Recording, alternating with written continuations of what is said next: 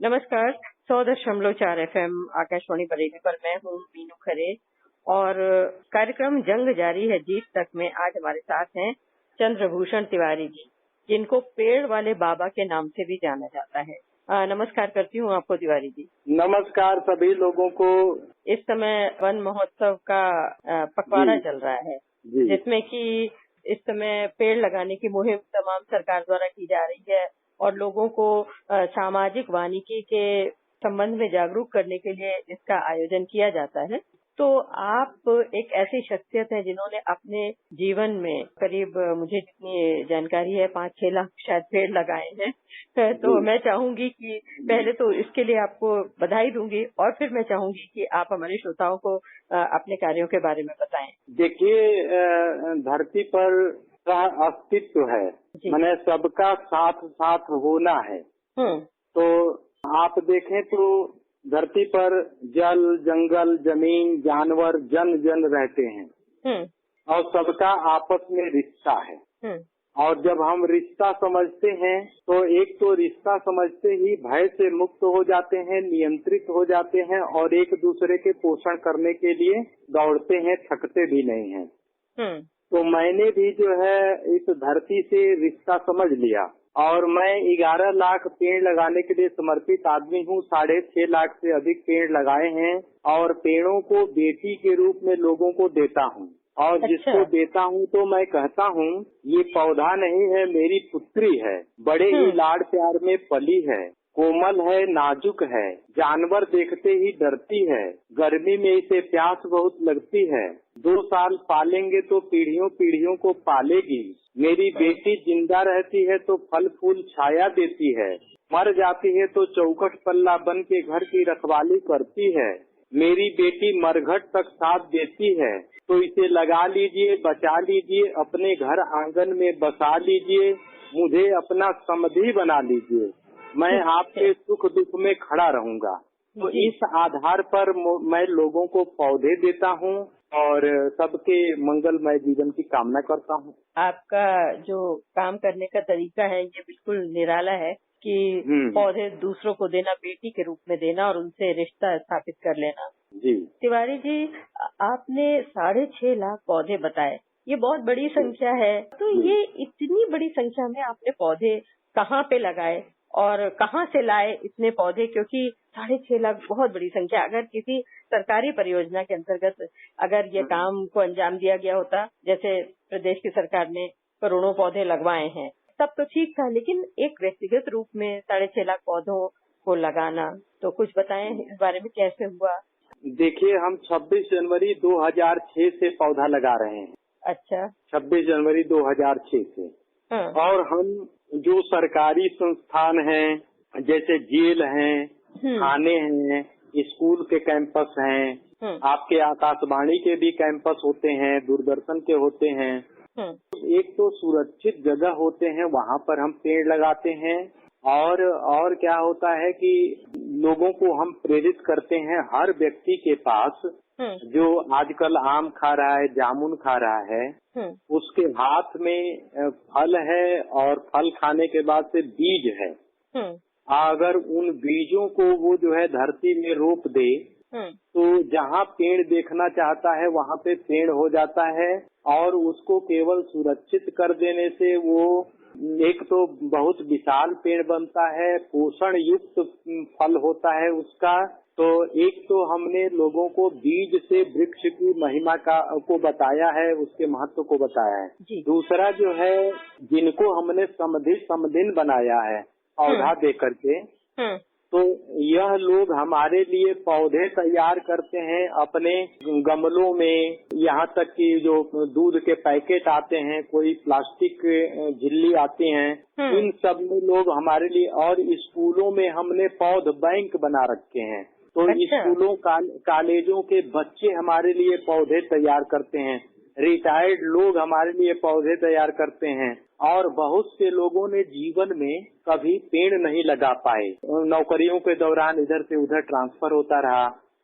और तो वह लोग जो है सोचते हैं कि मेरे कुछ अंशदान से पौधे लग जाएं। तो हमको ऐसे लोग भी मिलते हैं जो अपना अंशदान देते हैं, उससे पौधा आता है।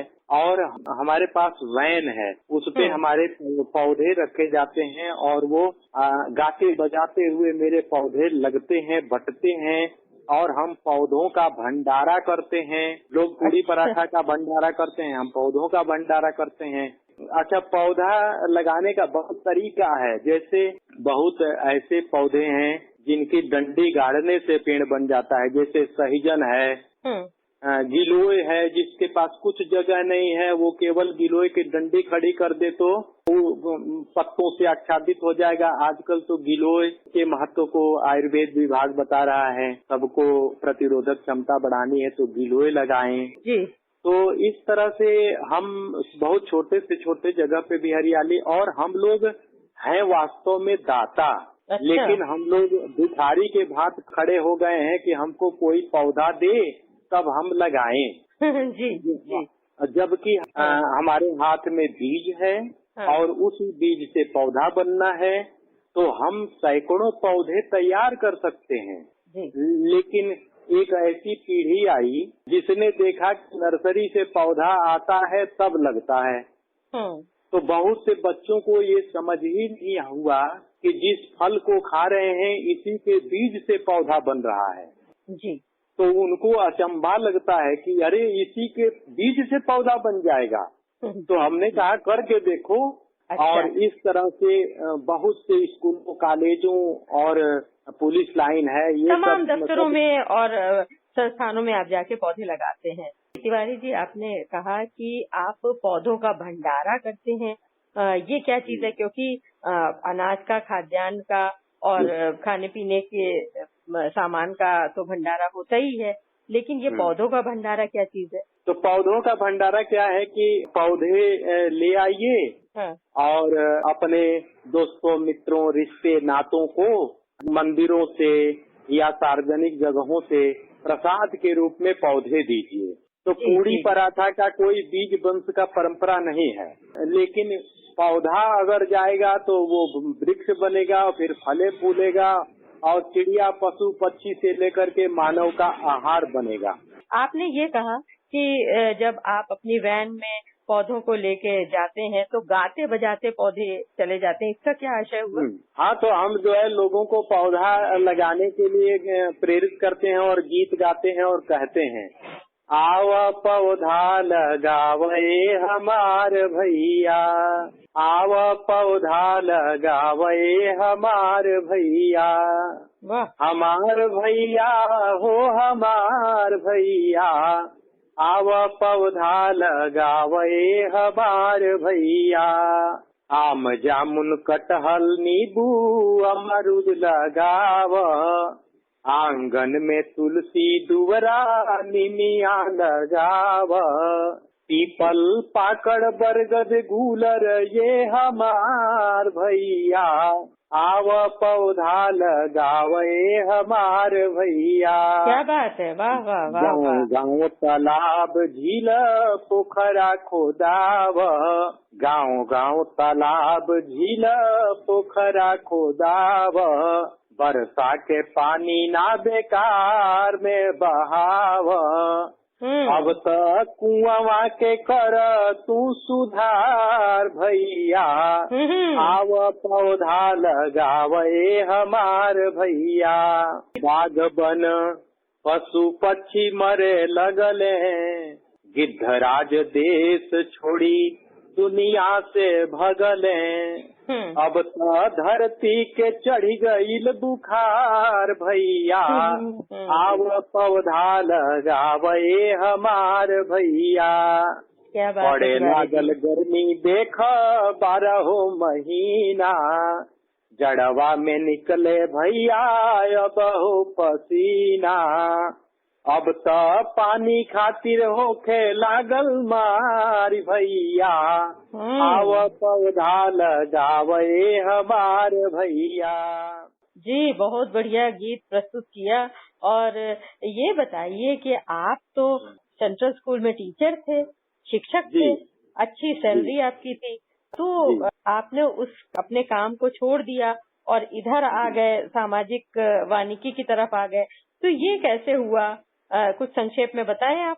मैं लखनऊ यूनिवर्सिटी में पढ़ता था और मजदूरों के बच्चों को पढ़ाता था और उनके लिए कपड़े खिलौने जुटाता था। तो मेरी नौकरी बीएड करने के बाद से संबलपुर उड़ीसा में लग गई। तो बच्चे यहाँ से चिट्ठी लिखते थे लखनऊ से कि कब आएंगे, खिलौने लाएंगे, कपड़े लाएंगे। तो एक सत्र पढ़ाने के बाद से हमने नौकरी छोड़ दिया। तब से मजदूरों के बच्चों को पढ़ाना और पेड़ लगाना जीवन का मकसद हो गया। बचपन में मैं गांव में आम, जामुन, कटहल, बेल, बड़हर, गूलर, मैंने इस तरह के लौकी, कद्दू, तरोई के बीजों को एकत्र करता था और उसके पौधे तैयार करके लोगों को देता था। यही आदत जो है बनी रही और मुझसे गांव वाले लोग जो है मेरे हाथ से बीज गड़वाते थे और कहते थे कि तुम जब गाड़ देते हो तो खूब फलता है। तो ये प्रेरणा मुझे पूर्वजों से मिली, अपने अग्रजों से मिली और यह मेरे जीवन का हिस्सा बन गया। जीवन का हिस्सा, बहुत अच्छी चीज को आपने बना लिया। और ये एक भारतीय जीवन दर्शन को भी प्रदर्शित करता है कि भारतीय जो दर्शन है उसमें हमेशा प्रकृति को बहुत महत्व दिया गया है और आपने इस तरह से इसको अपने जीवन में उतारा। आप सामाजिक वानिकी के क्षेत्र में इतना काम कर रहे हैं। चंद्रभूषण तिवारी जी, सामाजिक वानिकी के क्षेत्र में इतना उल्लेखनीय कार्य करने के लिए, योगदान देने के लिए हम आपको बहुत बधाई देते हैं और आकाशवाणी बरेली से जुड़ने के लिए आपका बहुत बहुत आभार। धन्यवाद। मंगल कामना, शुभकामना, धरती स्वर्ग हो, मनुष्य देवता हो, सबका भला हो।